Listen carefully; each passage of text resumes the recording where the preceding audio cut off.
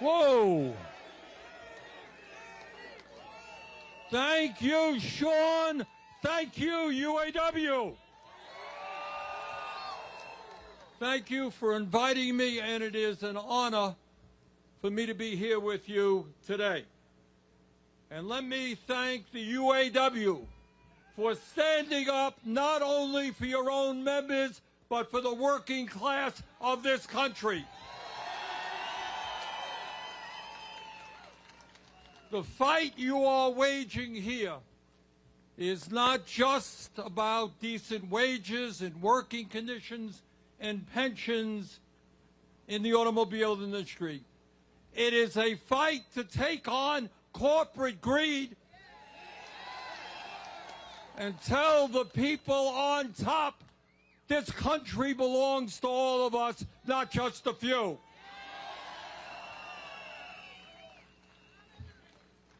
There is a reason why a recent Gallup poll had 75% of Americans supporting the UAW. They are sick and tired of an economy in which the rich get richer while working families struggle and the most desperate sleep out on the streets. So what this struggle is about here in the Midwest is a demand that we finally have an economy that works for all of us, not just a few. And I want to do something, I want to say a few words about something you don't see much about on TV or in the halls of Congress. And that is what is going on in the American economy today and what has gone on for decades. Believe it or not, that at a time of unprecedented income and wealth inequality today, weekly wages for the average American worker are lower today than they were 50 years ago. In other words, despite a massive increase in worker productivity in the automobile industry and in every sector of our economy, despite the fact that CEOs now make 400 times on what their average worker makes,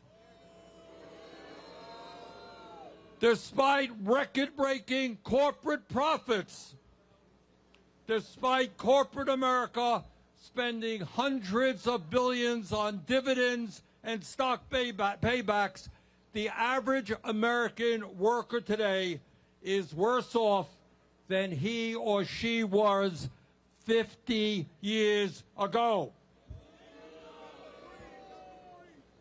Brothers and sisters, that is exactly what this strike is all about.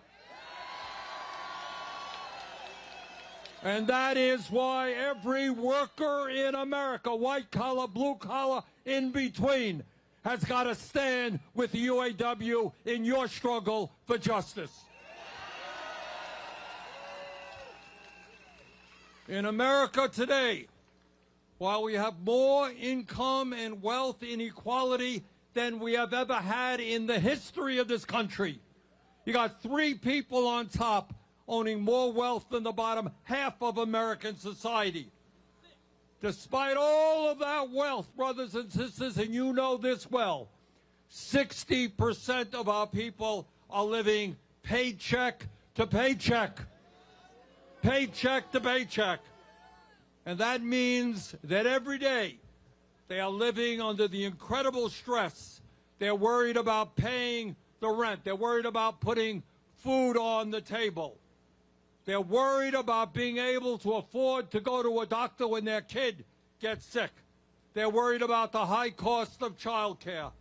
They are worried about whether they'll ever be able to send their kids to college. I grew up in a family that lived paycheck to paycheck, and I know a little bit about that. This is the richest country in the history of the world, and families in America, families in the automobile industry, should not have to live with that kind of stress.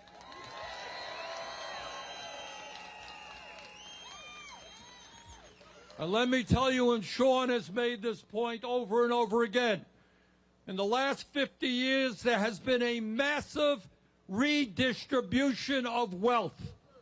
Problem is, it's gone in the wrong direction. Instead of going from the top down to the bottom, it's gone from the bottom up to the top.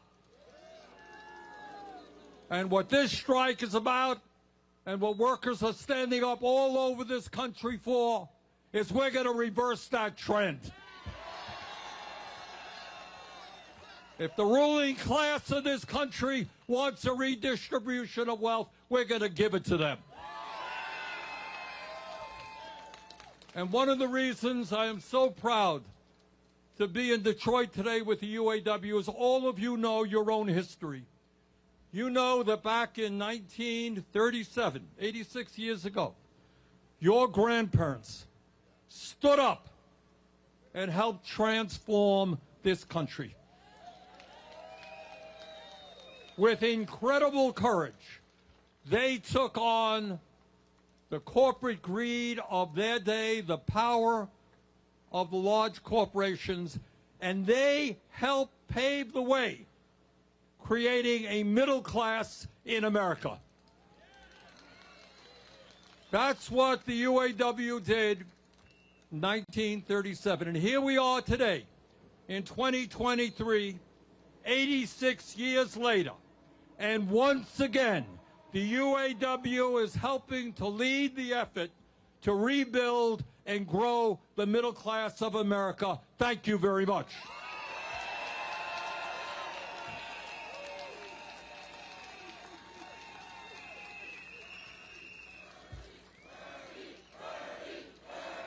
Thank you.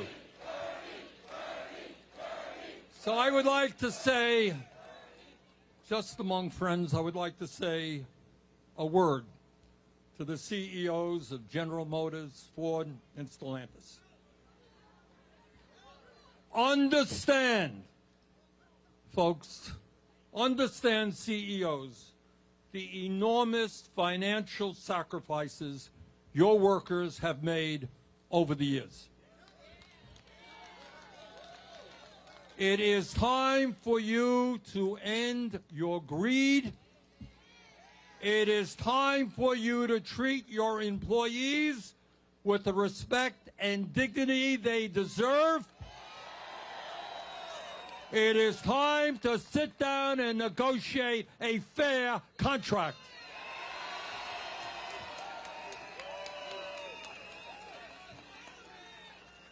Now, I say to Mary Barra, the CEO of General Motors,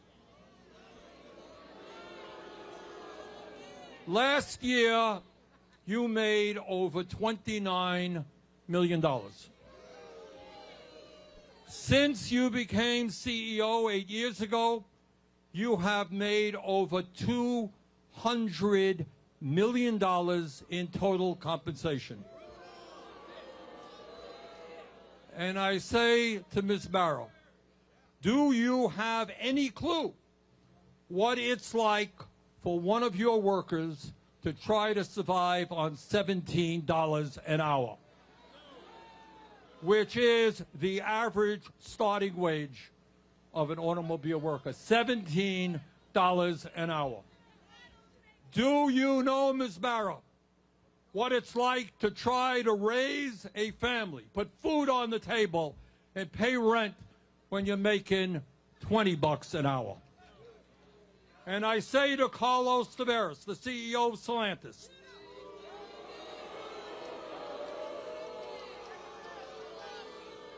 Mr. Tavares, last year you received a 22% pay raise. And now you make over $25 million in total compensation. Do you know, Mr. Tavares, what it is like to be classified as a temp. And despite working year after year, you remain a temp, receiving wages and benefits significantly lower than your brothers and sisters doing the same exact work. Mr. Tavares, do you have any clue what that is about? And I say to Jim Farley, the CEO of Ford, Mr. Farley, last year you made nearly $21 million in total compensation.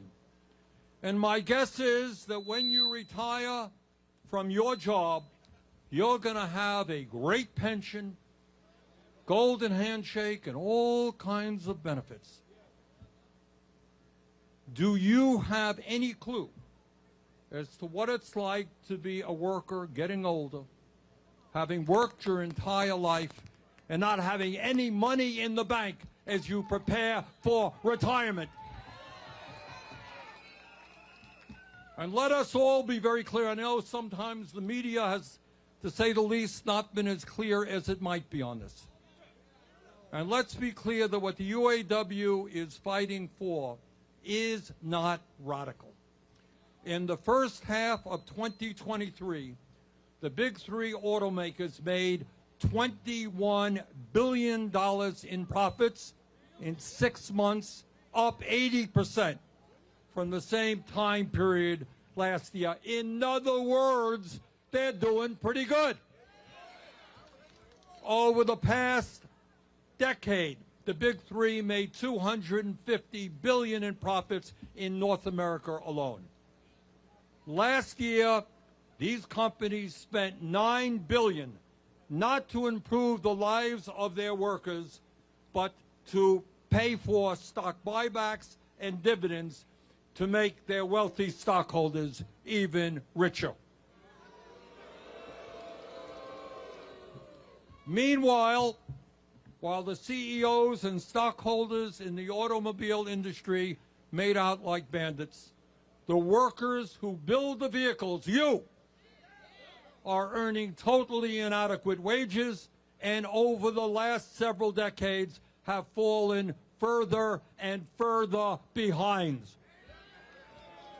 All of you know that there was once a time when a union job in the automobile industry was the gold standard for the working class in America. Well, we are determined to bring those days back again.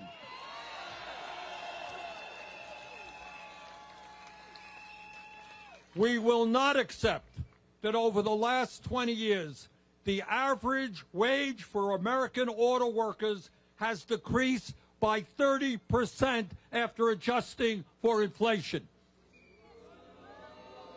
Do you want to know why you're out on strike right now? That's the reason. Now, I read a lot in the media about how a strike is going to be bad for the economy. Well, let me tell you something about the economy. When you have auto workers who cannot afford to buy the cars they make, that is bad for the economy.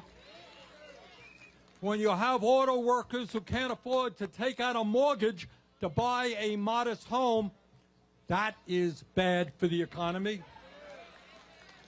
When you have auto workers who can't afford child care or to save up to send their kids to college, that is bad for the economy. When you have auto workers who can't afford prescription drugs, can't afford health care, that is bad for the economy. It is totally reasonable for auto workers to finally receive a fair share of the record-breaking profits that their labor has produced.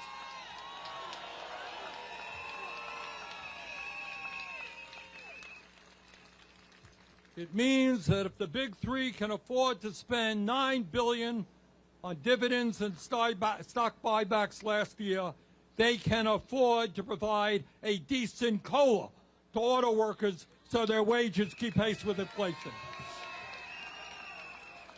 It means that the time is long overdue to end the disastrous two-tier system. It means finally ending the use of temporary workers. And very importantly, it means that every auto worker receives a decent pension plan so they can retire with dignity. It means that workers should have the right to strike when an auto company announces that they will be shutting down another profitable plant in the United States. And by the way, over the years, they've shut down 65 of those plants. But that's not all. It means that as we combat climate change, the existential threat of climate change, and try to make sure that this planet is healthy and habitable for our kids, that when the auto industry builds new electric vehicle and battery plants, it means that the workers in those plants become part of the UAW and receive the same wages and benefits as union members. Brothers and sisters, the CEOs of General Motors, Ford, and Stellantis, and their major stockholders on Wall Street have got to understand they cannot have it all. We refuse to live in an oligarchy. We refuse to accept a society in which so few have so much and so many have so little. Brothers and sisters, enough is enough. Let us stand together to end corporate greed. Let us stand together to rebuild the disappearing middle class. Let us create an economy that works for all, not just the 1%. And let us all, every American in every state in this country, stand with the UAW. Thank you very much.